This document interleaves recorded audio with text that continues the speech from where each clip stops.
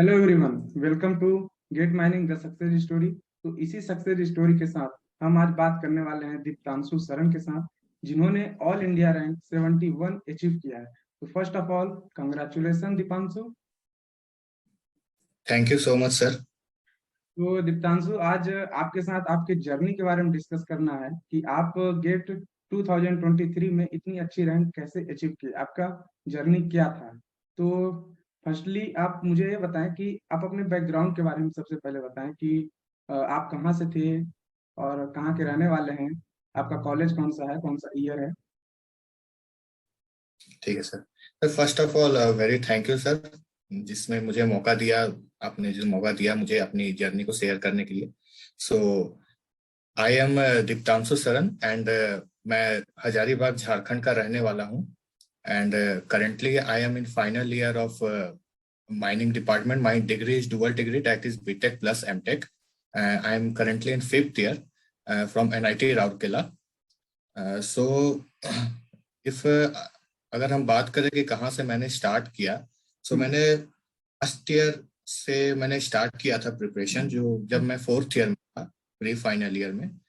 But problem उसमें मैं exam दिया था तो मेरा जस्ट कट ऑफ ही क्लियर हुआ था, मेरी अच्छी रैंक नहीं आई थी। तो उसके पीछे बहुत सारे कारण थे, जो कि मैंने बहुत सारा मतलब मटेरियल रिसोर्सेस को लिमिटेड नहीं रखा, बहुत एक्स्ट्रा कुछ पढ़ते चला गया। जैसे क्लास नोट्स, जैसे हमारे बीटेक का अगर कोर्स देखेंगे तो उसमें बहुत की मतलब एक्स्ट्रा है, और मतलब ओशियन ऑफ सिलेबस है। और अगर गेट का बात करें तो वो एक लिमिटेड है, और हमें लिमिटेड चीजें पढ़ना होता है और उसी को रिपीटेडली प्रैक्टिस करना होता है। तो वो चीज में मेरे कमी रह गई थी फर्स्ट टाइम में, जो मैं सारी चीजें अच्छे से कवर नहीं कर पाया। बट फिर सेकेंड ईयर में, मतलब 5th ईयर में, मैं क्लास नोट्स जो बीटेक में हमें पढ़ाया गया वो तो था ही, और उसके बाद ही मैंने एक माइंड गेट का कोर्स लिया था। तो उसमें भी मुझे बहुत ज़्यादा फायदा मिला। उसका नोट्स एंड जो मेरा बीटेक का कोर्स था, दोनों को मैंने साथ में एक साथ प्रिपेयर किया, और एज अ रिजल्ट मेरा रैंक यहाँ पहुंचा। ओके, तो मतलब आप डुअल डिग्री कर रहे हैं, राइट? हाँ सर। ओके, तो दीप्तांशु, इतनी अच्छी रैंक आपने अचीव किया है तो आपकी फीलिंग कैसी हो रही है? क्या आप इतना अच्छा रैंक एक्सपेक्ट किए थे कि इतना अच्छा रैंक आ जाएगा? नहीं सर, ऐसा मतलब मैं एक्सपेक्ट नहीं किया था। ऐसा देखा जाए तो मैं जब प्रिपेयर कर रहा था तो मैं तो एग्जाम के बारे में ज्यादा सोच नहीं रहा था कि हम्म। मतलब दिन क्या होगा, रिजल्ट कैसा होगा। बस हम्म। अपना जो प्रिपरेशन था उसे एज ए एंजॉयमेंट के तरह लिया मैं। और हम्म। जब मैं एग्जाम दे के आया, मतलब जिस एग्जाम के दिन जब एग्जाम से निकला, तो उस समय मैं थोड़ा नर्वस था कि मतलब मुझे लग रहा था कि मेरा अच्छा नहीं गया, हम्म। और बहुत सारी गलतियां हो गई है, और हम्म। मुझे लगा कि और हो सकता था। बट फिर लगा कि ठीक है, अब जैसा हो, अगर देखते हैं मतलब। फिर रिजल्ट का जब दिन आया तो मैं जब रिजल्ट देखा तो मतलब मेरे लिए अनएक्सपेक्टेड था, मतलब हम्म। मैं इतना ज्यादा एक्सपेक्ट नहीं किया था तो उस जैसे कि बेसिस में। दीप्तांशु, हाँ। हाँ सर, जैसे मतलब कि, उस बेसिस में हाँ हाँ हाँ। अनएक्सपेक्टेड था सर। ओके, तो जैसा कि दीप्तांशु, सब सोचते हैं कि आईआईटी एनआईटी से पढ़ने के बाद उनका कॉन्सेप्ट तो मतलब क्रिस्टल क्लियर ही होता है, उनको आई थिंक कोचिंग की नीड नहीं पड़ती। ठीक है, मतलब काफी काफी उनका कॉन्सेप्ट क्लियर हो जाता है। तो फिर भी आपने कोचिंग ज्वाइन किया, ऐसा क्यों? हाँ सर। हाँ सर, ऐसा बोलते हैं लोग कि क्रिस्टल क्लियर हो जाता है। जैसा कि मैंने बताया कि मैंने दोनों चीज प्रेफर किया। मैंने हम्म। अपने बीटेक के कोर्सेज में जो पढ़ाया गया मुझे, उसके जो नोट्स थे और वो भी हम्म। अच्छे थे। उसमें भी मैंने उसको भी साथ में लेकर चला, और साथ में हम्म। एक बोला था कि मैंने बीटेक का सिलेबस और गेट के सिलेबस में बहुत ज्यादा फर्क होता है। तो हम्म। वो एक का मेरे को कहीं ना कहीं एक कमी दिख रहा था, जो मैं फर्स्ट ईयर में उसको ऑब्जर्व किया। तो हम्म। वो गाइड मैं मेनली एक कोचिंग ज्वाइन करना प्रेफर किया, और शायद तो मुझे वो मैं हम्म, चाहता था वो मुझे मिला, और ये रैंक अचीव हुई। तो आपको जैसे आप कॉलेज का आपका जो जो आप कॉलेज में पढ़े होंगे और जो आप कोचिंग में पढ़े, तो आपको कुछ डिफरेंस नजर आया क्या, कि मतलब क्या क्वालिटी कंटेंट क्या था आपकी कोचिंग का? हाँ सर, क्वालिटी कंटेंट बोलेंगे कि जैसे हमारे जो कॉलेज में पढ़ाया जाता है mostly theoretical and practical knowledge पे ज्यादा फोकस किया जाता है, हाँ। कि उसके कॉन्सेप्ट पे ज्यादा ज्यादा हमें मतलब प्रॉब्लम सॉल्विंग की तरफ ज्यादा फोकस नहीं होता। और हम्म। गेट ऐसा है कि सॉल्विंग की तरफ ज्यादा फोकस्ड है। सो हम्म। यहाँ पर एक कोचिंग बहुत अच्छा रोल प्ले करता है कि जो हम यहाँ पढ़ रहे हैं कॉलेज में, उसमें हम्म। से क्या क्या इम्पोर्टेंट है जो मतलब गेट पर्सपेक्टिव से है, उसको वो कौन सा रिलेट करके हम्म। हमें प्रोवाइड कर। तो ये हमारे लिए एक इजी हो जाता है कि मतलब खुद से उसे छाटना, और एक कोई कोई थर्ड पर्सन आपके लिए वो कॉन्सोलेट कर दे रहा है, तो एक बेनिफिट हो जाता है सर कोचिंग का। तो जैसे कि दीप्तांशु, आप एक इतना अच्छा रैंक अचीव किए हैं, तो आपको मोस्टली सब कुछ तो मिल जाएगा जो आप चाहते हैं, आई थिंक। तो आप आगे क्या करना चाहेंगे? एमटेक तो आप ऑलरेडी डुअल डिग्री कर ही रहे हैं, तो फिर क्या आप पीएसयू में जाएंगे यस इस सर। बार या नहीं जाएंगे? जी सर, मैं मतलब मेरा एम ही मैं रखा था जब प्रिपरेशन कर रहा था, तो मैं पीएसयू के लिए ही सोच रहा था, ऑल इंडिया का। जैसे कि लास्ट ईयर इनका जब वैकेंसी आया था तो थोड़ा सा मुझे मोटिवेशन आया हम्म। कि इसमें करना चाहिए। तो हम्म। उसी वही मैं उसी वही एम रख के मैं प्रिपेयर किया हूँ सर। ओके, मतलब आप फिर यहाँ से कॉलेज से लीव ले लेंगे, राइट? हाँ सर, जैसे कि मेरा कॉलेज मई के अराउंड तक खत्म हो जाएगा, तो हाँ, उसके बाद मैं मतलब यहाँ से मतलब एक्सटेंशन मतलब ले लेंगे, फिर आप around- ज्वाइनिंग करने के बाद आके कॉलेज कंप्लीट करेंगे, ऐसा कुछ? नहीं सर, इसका है कि जैसे पीएसयू का जो आएगा, जैसे जून जुलाई में जो भी आएगा हम्म। फॉर्म, हम्म। तो हम्म। उस प्रोविजनल, एटलीस्ट प्रोविजनल देना होता है कि आप इस साल पास कर रहे हैं। हम्म। तो सर प्रोविजनल हमें जून तक मिल जाएगा। सर हम्म। मैं क्या कॉलेज से तब तक पास आउट हो चुका हूँ, तब तक मैं अप्लाई कर सकता हूँ।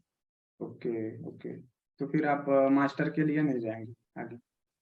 नो सर, क्योंकि सर मास्टर ऑलरेडी यहाँ पे मेरा चल रहा है सर, हम्म। Fifth year. तो दीप्तांशु, क्या आप कोई टेस्ट सीरीज लिए थे क्या? और टेस्ट सीरीज में आपका परफॉर्मेंस कैसा रहता था? ऐसे टेस्ट सीरीज में जैसे कि वो कोचिंग जैसे मैं ज्वाइन किया था उसका, तो वो लोग टेस्ट सीरीज प्रोवाइड किए थे। हम्म। और एक्स्ट्रा से कोई वैसा टेस्ट सीरीज लिया नहीं था, बट कुछ एक्स्ट्रा में कुछ प्रोवाइड किए थे ऑल इंडिया बेसिस पे। जैसे हम्म। बहुत सारे ऑल हैं, जैसे मेरिट प्लस है, ये सब जो ऑल इंडिया बेसिस पे फ्री मॉक टेस्ट प्रोवाइड किए थे। हम्म। तो ये सब मैं दिया।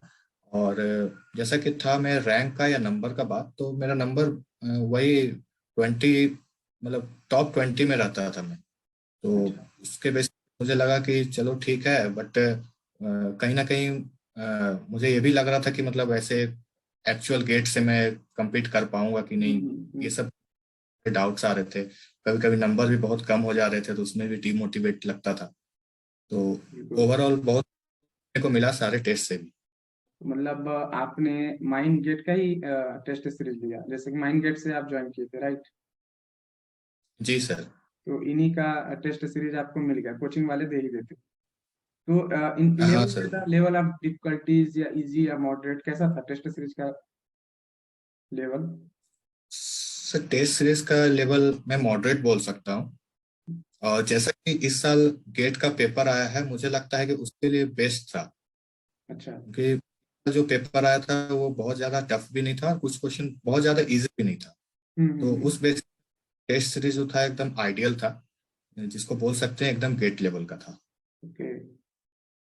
तो दीप्तांशु, जैसे कि आप एनआईटी से हैं, एनआईटी राउरकेला, ठीक है? जी तो सर। बहुत लोग नोट्स बनाने पे बिलीव करते हैं, तो क्या आपने अपना खुद का नोट्स बनाया क्या, या फिर आप क्लास नोट से करते थे, कैसा करते थे? नहीं सर, मैं नोट्स तो नहीं बना पाया ऐसे, मतलब मोस्टली शायद इंजीनियरिंग कॉलेज में मोस्टली वो सब नोट्स बनाना मतलब पूरा बहुत रिग्रेस हो जाता है। हम्म। तो मैं क्या, जैसे वो लोग बुक वगैरह देते थे या तो स्लाइड्स देते थे जो क्लास में पढ़ाया पढ़ाया जाता था, हम्म। या तो मेरे लिए बहुत काम किया, जैसे सेमेस्टर्स में जो पढ़ाते थे तो वो हम्म। सब स्लाइड्स वगैरह करते थे प्रोफेसर्स। तो हम्म। वो सबको मैं कभी कभी रिवाइज कर लिया करता था, जैसे कुछ किसी टॉपिक कोई समझ में नहीं आ रहा है तो मैं थोड़ा बीटेक का जो कोर्स है उसको रिलाई कर लिया। मैं हम्म। ऐसे कोई स्पेसिफिक नोट्स नहीं बनाया। अच्छा, तो फिर आप कोचिंग का ही नोट्स बनाए होंगे फिर? हाँ सर, कोचिंग का नोट्स बनाया, और कुछ जैसे मटेरियल कुछ समझ में नहीं आ रहा है, कुछ चीजें अटक रही है, तो उसके लिए मैं बीटेक का मटेरियल अप्लाई कर। ओके। तो जैसे कि गेट का पेपर देने से पहले आप रिवीजन कितने बार किए होंगे? हाँ सर, मतलब मेरा जो कोर्स था वो थोड़ा कंप्लीशन थोड़ा लेट से हुआ था। हम्म। थिंक दिसंबर पूरा लग गया था मेरा, मतलब एडमिशन करने में। हम्म। तो एडमिशन के साथ साथ मैं मुझे लगा कि कोर्स कंप्लीशन में वैसे टाइम लगेगा, तो मैं हम्म। क्या करता था, सब्जेक्ट जैसे कंप्लीट हुआ तो उसी वक्त उसका क्या करता था, पूरा रिवीजन 1 या 2 बार कर लेता था। वीकली कर लिया, या जैसे कंप्लीट हुआ तो संडे को पूरा रिवाइज कर लिया। उससे क्या होता है, लास्ट में थोड़ा कम बर्डन होता है। तो ऐसे करते जाए तो मतलब लास्ट में बहुत 3 to 4 टाइम्स तो पर सब्जेक्ट रिवीजन हो गया था मेरा दिसंबर तक। हम्म। हाँ, तो मैं टेस्ट सीरीज पे देखा जाए तो मतलब जब रिवीजन कर रहा था तो मेरे अराउंड दिसंबर तक कंप्लीट हो चुका था। ओके। बट कुछ सब्जेक्ट्स मतलब लग रहे थे कि मतलब मुझसे उतना कॉन्फिडेंस नहीं था। मैं हम्म। कुछ सब्जेक्ट उसमें भी था, जैसे कि देखा जाए तो जैसे माइंड वेंटिलेशन। तो हम्म। माइंड वेंटिलेशन देख रहा था कि बहुत कम क्वेश्चंस आ रहे हैं, इधर पूछे जा रहे हैं, और कंटेंट बहुत ज्यादा है उसमें। हम्म। तो टाइम में क्या किया कि मैं उसे मतलब ऊपर ऊपर पढ़ा था, बहुत ज्यादा डीपली नहीं पढ़ा था। हम्म। और तो बट उसे छोड़ के मैं बाकी सिलेबस कंप्लीट किया, और उसका रिवीजन ऑलमोस्ट दिसंबर तक कंप्लीट हो गया था। तो देखा जाए तो 3 to 4 रिवीजन पर सब्जेक्ट मेरा था। एंड जनवरी में पूरा test series. Okay. And test series के बाद रिवीजन होता है, जैसे कुछ क्वेश्चंस में अटक गए तो उसको हम्म। कॉपी में कॉपी देख में लिए, देख बुक में लिए। देख लिया। हाँ सर। ओके। तो जैसे कि दीप्तांशु, बहुत लोगों का प्रॉब्लम ये होता है कि वो कॉलेज के साथ साथ तैयारी करने में बहुत लोगों को दिक्कत होती है, पर आपने फाइनल ईयर के साथ साथ कोचिंग को मैनेज किया, आपने तैयारी किया और एक अच्छा रैंक अचीव किया। कैसे किया आपने? क्योंकि कॉलेज के लास्ट ईयर में प्रोजेक्ट चलते हैं और काफी इंटर्नशिप भी रहती हैं, बहुत सारी एक्टिविटीज रहती हैं, फिर भी आपने मैनेज किया कैसे? हाँ सर, इसका ये तो बोल सकते हैं कि फाइनल ईयर में जैसे कि प्लेसमेंट्स वगैरह चलते रहते हैं। हम्म। हमारा भी प्लेसमेंट्स वगैरह रहता है। फाइनल ईयर प्रोजेक्ट जैसे कि, जैसे मेरा एमटेक है तो एमटेक में प्रोजेक्ट थोड़ा सा और बीटेक के कंपेयर में थोड़ा सा और ज्यादा टाइम्स मतलब मांगता है। तो हम्म। उसमें क्या है कि थोड़ा सा बर्डन हो जाता है, थोड़ा कभी कभी हेक्टिक हो जाता है। तो मैं हम्म। क्या करता था, जैसे सैटरडे संडे छुट्टी रहता था कॉलेज में, तो उसको ज्यादा यूटिलाइज करता था अपने गेट के प्रिपरेशन में। जैसे हम्म। वीक में अगर किसी दिन नहीं कर पाया, नहीं पढ़ पाया, तो उसको मैं सैटरडे संडे को ट्राई करता था कि कवर कर पाऊँ। और बाकी प्लेसमेंट्स में मैं उतना ज़्यादा फोकस नहीं था स्टार्टिंग के डेज में, क्योंकि मेरा ज़्यादा फोकस गेट की तरफ था। तो मैं थोड़ा सा प्लेसमेंट को थोड़ा लूज ही रखा था स्टार्टिंग में। हम्म। तो इधर और बाकी जो प्रोजेक्ट, ये गेट, बस यही तो मैं रेगुलर बेसिस पे कर रहा था, और Saturday Sunday full time GATE को। आपके माइंड में पहले से ही सेटअप था कि मुझे एक अच्छा रैंक अचीव करना है और मुझे ये तो चाहिए ही, तो आप किसी भी तरीके का हाँ मैनेज सर, करते थे जब भी आपको पीएसयू टाइम के मिलता लिए। था? हाँ सर। ओके। तो हाँ, दीप्तांशु जैसे, पीएसयू के लिए जो मोटिवेशन था वो स्टार्टिंग से था। अच्छा स्टार्टिंग से था, ओके। वैसे भी आपके फ्रेंड सर्कल में बहुत लोग तैयारी कर रहे होंगे, तो एक और अलग से मोटिवेशन मिलता रहा होगा।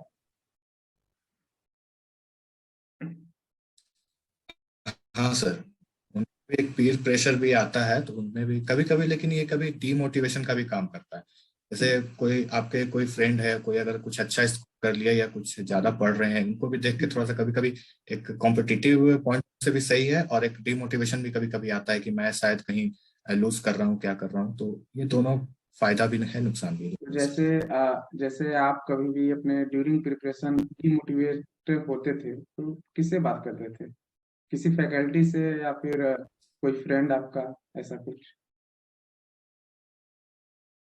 हाँ सर, मतलब ऐसे देखा जाए तो मेरे जितने भी क्लोज फ्रेंड्स थे, या फैकल्टी में मेरे गाइड, प्रोजेक्ट गाइड जो थे, जैसे कि मेरे एक बुराई सर थे, जिनके ओके। बुक्स सभी लोग शायद पढ़े यस हैं यस माइंड यस। गेट के। यस। वो मेरे प्रोजेक्ट गाइड हैं अभी करेंटली। ओके। सो वो भी मुझे सपोर्ट किए।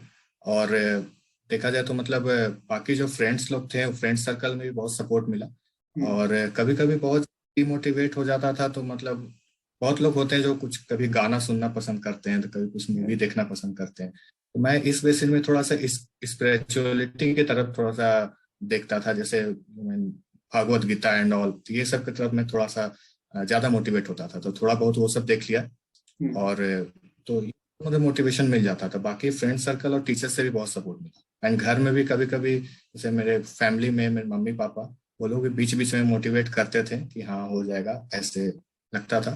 तो सब तरफ से सर बहुत सपोर्ट मिला सर। मतलब एक एक प्लस पॉइंट आपके लिए ये भी था कि एक एक गोरी सर आपके गाइड थे, और एक एक गोरी बुक जब आप सॉल्व करते थे, कोई भी प्रॉब्लम होती तो आप तुरंत हाँ सर। डिस्कस कर लेते रहोगे। एक बहुत बड़ा मतलब प्लस पॉइंट था आपके लिए। नहीं सर, ऐसे प्रॉब्लम्स तो डिस्कस, ऐसे सर प्रॉब्लम्स तो डिस्कस कभी वैसा किया नहीं गेट का, ऐसे बुक लेके ऐसे जाके। लेकिन हम्म। हाँ, ओवरऑल थोड़ा बहुत मोटिवेट, कुछ कि तो मतलब, आइडियाज और जैसे मिल कि जाते हैं। प्रोजेक्ट का आइडिया देते थे। हम्म। जैसे कभी टाइम मुझे प्रोजेक्ट में नहीं दे पा रहा हूँ, एग्जाम नजदीक है, प्रोजेक्ट का टाइम नहीं दे पाऊंगा, तो तो वो एक्सटेंशन सब मिल टाइम पे जाता भी सर ऑपरेट करते थे कि ठीक है, अभी मतलब पढ़ाई पे फोकस तो करना। दीप्तांशु, जैसे बहुत लोगों को पता है या नहीं, आई डोंट नो, बट जो अपना प्रीवियस ईयर पेपर होता है वो गेट एग्जाम के लिए एक बहुत ही बड़ा रोल प्ले करता है। तो जैसे यस सर। पीवाईक्यू को आपका सॉल्व करने का स्टाइल क्या था, किस स्टाइल में आप सॉल्व करते थे उसको, और कितने बार, वैसे मोस्टली आप कितने बार सॉल्व किए होंगे गेट एग्जाम के पहले? हाँ सर, तो पीवाईक्यू तो जैसा कि हम सब जान रहे हैं कि सबसे ज्यादा इंपॉर्टेंट होता है, आई थिंक सिर्फ गेट के लिए नहीं, कोई भी कॉम्पिटेटिव एग्जाम कोई के भी। लिए PYQ is the best resource है। यस तो यस। किसी भी एग्जाम को एटलीस्ट, तो उसमें अगर मैं देखूं तो मैं जब कोई भी सब्जेक्ट पढ़ता था, तो उसमें क्या करता था, उस पढ़ने से पहले पीवाईक्यू एक बार देख लेता था। तो भले ही हम्म कुछ क्वेश्चन समझ में नहीं आते थे, कहाँ पूछा है, मतलब मैं पढ़ा नहीं हूं तो समझ में नहीं आता, लेकिन ओवरऑल आइडिया लग जाता था कि किस टॉपिक पे ज्यादा फोकस कर रहा हूं, ताकि मैं जब पढ़ना, उसको सब्जेक्ट को पढूं, तो उस टॉपिक, वो जब टॉपिक आए तो उस पर मैं ज्यादा फोकस कर पाऊँ। तो ऐसे करके पीवाईक्यू को सब्जेक्ट के पहले, और जब सब्जेक्ट खत्म हो जाएगा उसके बाद वही सब क्वेश्चन को पीवाईक्यू को सब्जेक्ट वाइज उसको लगा लेता था। तो हम्म इससे क्या होता था कि सब्जेक्ट ओवरऑल पूरा रेडी हो जाता था। तो हम्म उसके बाद जब सेकेंड रिवीजन या थर्ड रिवीजन का टाइम आता, उस टाइम जो क्वेश्चन मेरे थोड़े से टफ लगे या एक बार में नहीं बने, हम्म। वो सबको मैं रिलाई करता था पीवाईक्यू के। ओके। तो पीवाईक्यू तो बहुत अच्छा रिसोर्स है, बेस्ट रिसोर्स है हम्म। प्रैक्टिस के लिए। मतलब स्टाइल आपका स्टाइल ये था कि आप जैसे कोई पार्टिकुलर सब्जेक्ट को रिवाइज किए, रिवाइज करने के बाद आप एक बार हाँ पीवाईक्यू सर। को बना लिए, और एक बार जब आपका हाँ ओवरऑल सर। रिवीजन हो गया तो ओवरऑल आप फुल लेंथ पीवाईक्यू सॉल्व कर लिए, राइट? और इसके बीच में आपको हाँ कोई सर। प्रॉब्लम आई तो आप पीवाईक्यू। मार्क करके फिर से उसको सॉल्व करते थे। हाँ सर। और मोस्टली उस पे मैं ज्यादा ध्यान देता था जो मतलब एक बार में नहीं हो पाए, या यस। तो उस जिस वो पे जिस पे ज्यादा टाइम लग रहा है, तो उस पे हाँ। मैं ज्यादा फोकस किया, क्योंकि अगर जो क्वेश्चन हो जा रहा है तो उसको रिपीटेडली बार बार बनाने से शायद मुझे नहीं लगता ज्यादा फायदा है, क्योंकि हमारे पास लिमिटेड टाइम था। जैसा हम्म कि मैं मेरा कॉलेज में भी था, तो बहुत ज्यादा टाइम नहीं था, तो मैं उस क्वेश्चन को ज्यादा फोकस किया जो मतलब एक बार में नहीं हो रहा है या टाइम ज्यादा लग रहा है हम्म हम्म हम्म दूसरे रिवीजन में। हम्म। तो क्या पीवाईक्यू आप अपने टेस्ट पोर्टल में भी दिए क्या? नहीं सर, टेस्ट पोर्टल में मैं नहीं दे पाया, क्योंकि हम मैं इधर मतलब बुक से या कहीं नेट से जो पीडीएफ वगैरह में प्रोवाइड किए गए थे पीवाईक्यू, हम्म हम्म उस सॉल्व किया था अच्छे से। और हम्म फिर टेस्ट पोर्टल में मैं दिया नहीं, क्योंकि शायद मेरे पास वो टाइम, एक्चुअली ऑनेस्टली बोलूँ तो टाइम नहीं हो पाया, मतलब लास्ट टाइम पे मैं टेस्ट सीरीज वगैरह न्यू क्वेश्चन पे ज्यादा फोकस करने लगा, और हम्म। उस पर मतलब पीवाईक्यू वाले जो पोर्टल पे थे क्वेश्चन, उसको मैं सॉल्व नहीं लगा पाया। ओके। तो जैसे कि आपका फिर कुछ तो किसी भी कंपनी में प्लेसमेंट हुआ है अभी या नहीं? हाँ सर, अभी स्टार्टिंग में ही मेरा कम हो गया था प्लेसमेंट, जैसे कि जुलाई के टाइम पे टीसीएस डिजिटल में। तो हम्म। उसमें मैंने, बट वो आईटी कंपनी था, तो बस मैं उतना ज्यादा आईटी की तरफ इंटरेस्टेड हूँ नहीं। बट एज ए मतलब बैकअप के लिए मैं उस टाइम बैठ गया था सोच, और उसको होने के बाद मैं टोटली गेट की तरफ फोकस हो गया। एक बैक ऑफ द माइंड, मतलब एक बैकअप था बस तो इधर मैं ज्यादा अच्छे से फोकस कर पाया गेट के लिए। ओके। तो जैसे दीप्तांशु, आप जब एग्जाम हॉल में गए होंगे तो आपके पास 3 घंटा था, उस 3 घंटे को आप किस हाँ तरह सर। यूटिलाइज किए थे? मतलब पेपर हाँ सर। क्वेश्चन क्वेश्चन अटेम्प्ट करने का आपका तरीका क्या था? हाँ सर, जैसे कि मैं एग्जामिनेशन हॉल में जब एंटर किया, तो उस टाइम तो ऑब्वियसली हर एक कैंडिडेट के मन में बहुत डर होता है, वैसे ही मेरे भी मन में था, बहुत ज्यादा नर्वस था मैं। यस। और मुझे मतलब जो मैं पढ़ा हूँ, इतना मेहनत किया हूँ, क्या आएगा क्वेश्चन, ये 3 घंटा सब कुछ डिसाइड करेगा आपका, मतलब पूरा एक साल डिसाइड करेगा, वो एक साल हम्म नहीं, आई थिंक बोल सकते हैं जर्नी जो आप कंप्लीट किए हो पूरा एक 3 घंटे में आपका मतलब कंक्लूड होगा। हम्म तो मुझे लगता है मैं और थोड़ा सोचने भी लगा कि क्या होगा, कैसा क्वेश्चन आएगा, क्या रिजल्ट है, यहाँ तक कि रिजल्ट का भी मैं सोचने लग गया। तो फिर थोड़े के बाद फिर टाइम था आधे घंटे स्टार्ट होने में, एग्जाम स्टार्ट होने में। तो फिर धीरे धीरे फिर मैं हो गया। उसके बाद जब क्वेश्चन आया तो स्टार्ट में किया एप्टीट्यूड से। तो एप्टीट्यूड सेक्शन में था कि कुछ क्वेश्चन थे जो मेरे स्टार्टिंग में बने ही नहीं। मतलब मैं देख के देखा कि एप्टीट्यूड में बहुत प्रैक्टिस कर, एप्टीट्यूड एटलीस्ट मोर देन 10 लाना ही। बट जब मैं स्टार्टिंग के कुछ क्वेश्चन देखा मेरे से बने नहीं, तो उस टाइम तो मैं बहुत ज्यादा डिमोटिवेट हो गया, बहुत ज्यादा नर्वस हो गया कि दिक्कत हो गया, तो बन ही नहीं रहा। तो उसके बाद फिर मैं 2-3 क्वेश्चन स्किप कर दिया, और उसके बाद फिर फोर्थ क्वेश्चन से फिर से देखना चालू किया, तो उसमें फिर बनने लगे क्वेश्चन एप्टीट्यूड वाले। तो एप्टीट्यूड खत्म करने के बाद जो 3 क्वेश्चन थे, 3-4 क्वेश्चन, उसे मैं छोड़ दिया। उसके बाद अपने टेक्निकल सेक्शन में आ गया। तो फिर जो टेक्निकल सेक्शन था उसमें मैं स्टार्ट करते हुए, मतलब पहले तो 1 नंबर वाले आए थे तो मैं स्टार्टिंग से ही किया था।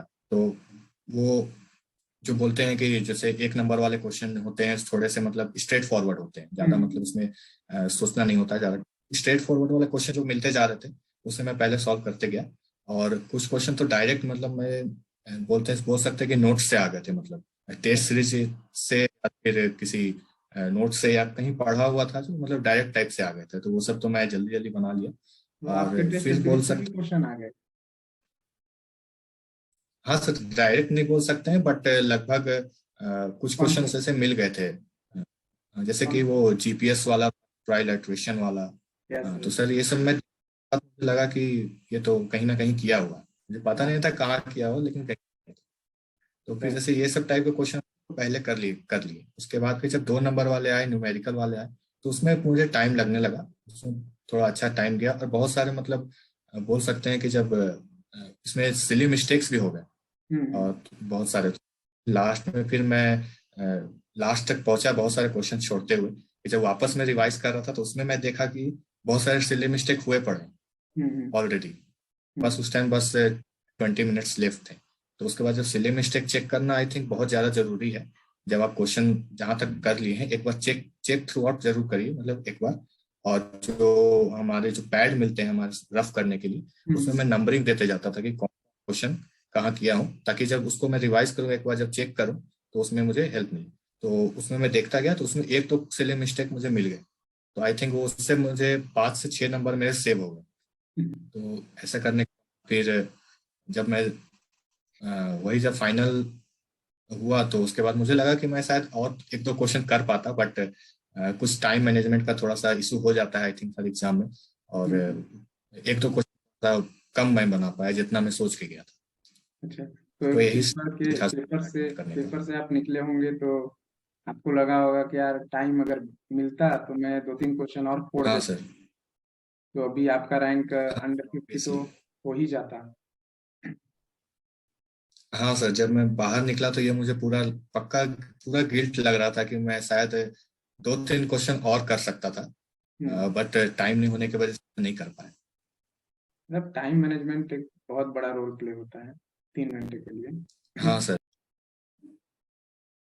तो दीप्तांशु, आप अपने जूनियर को क्या गाइड करेंगे, जो अपकमिंग गेट एस्पिरेंट हैं उनको क्या गाइड करेंगे? क्या उनको सेल्फ स्टडी से मोर देन इनफ है, या फिर कोई कोचिंग कंटेंट लेना चाहिए? क्योंकि अब गेट का लेवल जो है थोड़ा सा ट्रेंड हो चुका है, गेट थोड़ा अप लेवल का हो चुका है।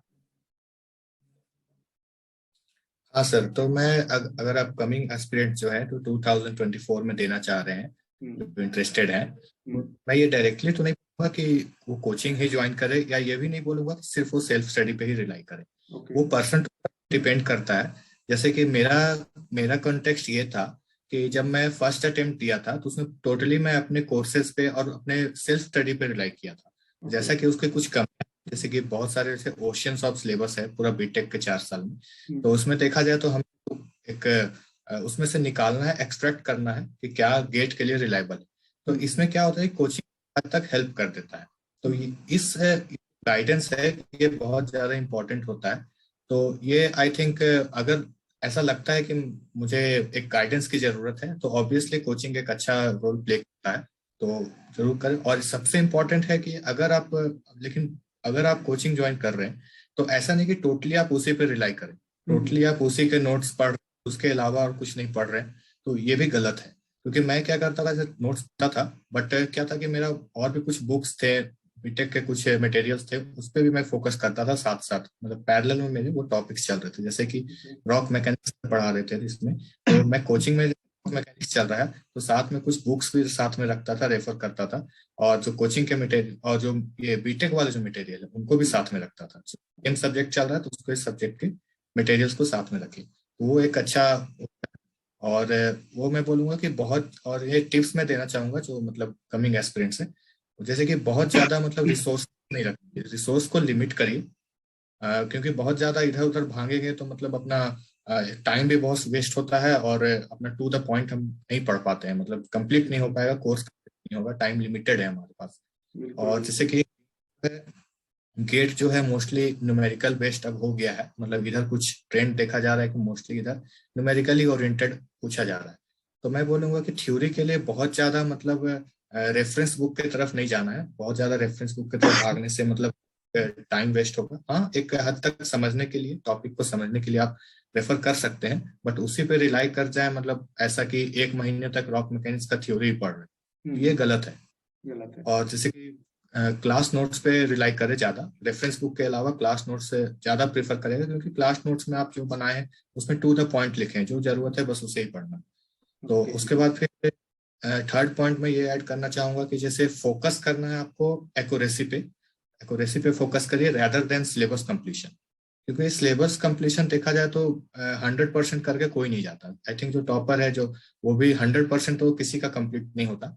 अगर कंप्लीट है भी तो कुछ सब्जेक्ट स्ट्रांग या कुछ सब्जेक्ट वीक रह ही जाता है। तो मैं बोलूंगा कि एक्यूरेसी पे ज्यादा फोकस करना है। अगर आप 70% ही सिलेबस कंप्लीट कर पाए हैं तो उसे ही एक्यूरेटली करिए, और उसे मतलब इफिशिएंटली करिए, बार बार प्रैक्टिस करिए। 70% ही इतना अच्छे से कर लेना है कि कम से कम उसमें क्वेश्चन आए तो उसमें नहीं छूटे। तो ये थर्ड पॉइंट मैं ऐड करूंगा। और फोर्थ पॉइंट मैं बोलना चाहूंगा कि जैसे प्रैक्टिस। तो प्रैक्टिस क्या है कि आप जो गेट लेवल के क्वेश्चन है, देखिए गेट में कैसा पैटर्न का क्वेश्चन आ रहा है, कैसा पूछा जा रहा है इधर अराउंड 10 ईयर्स के पहले, मतलब 10 ईयर्स से। वो उसके लिए सबसे बेस्ट रिसोर्स है पीवाईक्यू। उससे आपको पता चलेगा पैटर्न, और उसी पैटर्न के क्वेश्चन को सॉल्व करिए। ऐसा नहीं, क्योंकि माइनिंग को देखेंगे तो माइनिंग के बहुत सारे एग्जाम्स होते हैं, तो ऐसा नहीं कि हमें माइनिंग पढ़ना है, हमें गेट को पढ़ना है। तो गेट को पढ़ना, गेट में जो क्वेश्चन पूछा जा रहा है उससे प्रायोरिटी के साथ उससे सॉल्व करिए, उस टाइप के क्वेश्चन को सॉल्व करिए।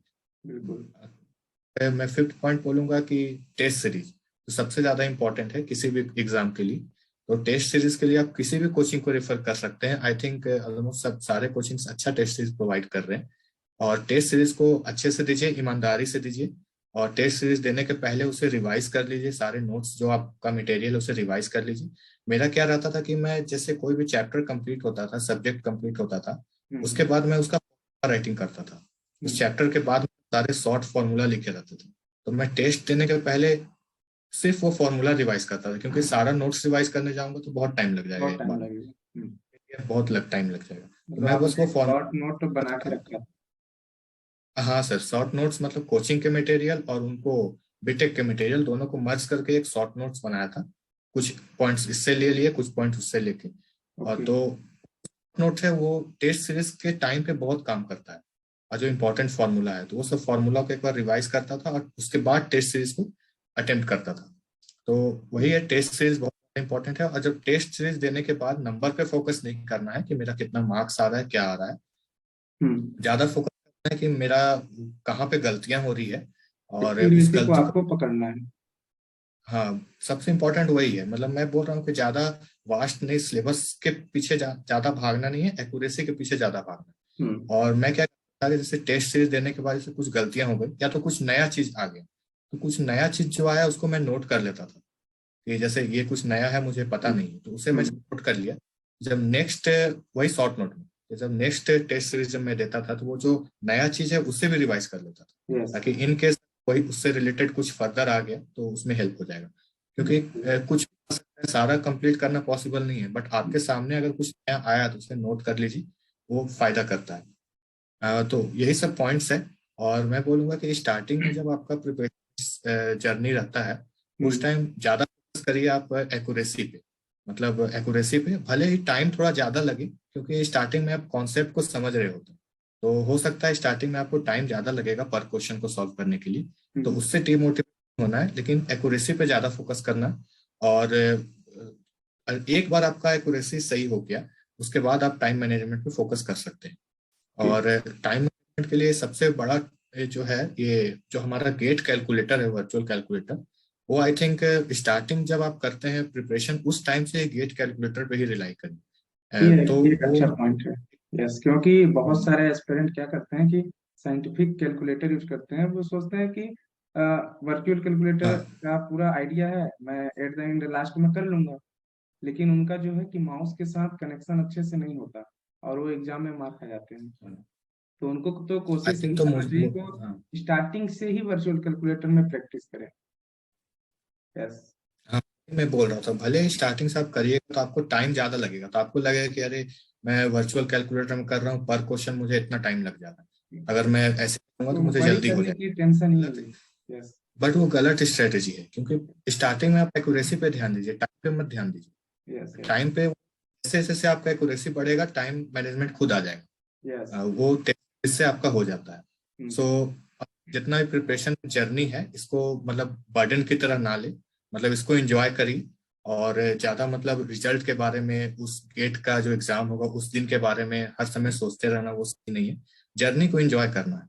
सो I think rest will settle down. तो आपके कोचिंग के टीचर भी आपको ऐसा कुछ हेल्पफुल किए क्या? कोई कोई टीचर जो मतलब आपको बूस्ट किए प्रिपरेशन को लेके? जी सर, मतलब कोचिंग के आई थिंक जितने भी सब्जेक्ट के टीचर्स थे, आई थिंक हम्म। सब ने इक्वली पोटेंशियल दिया है, अपने सारे बच्चों को दिया है।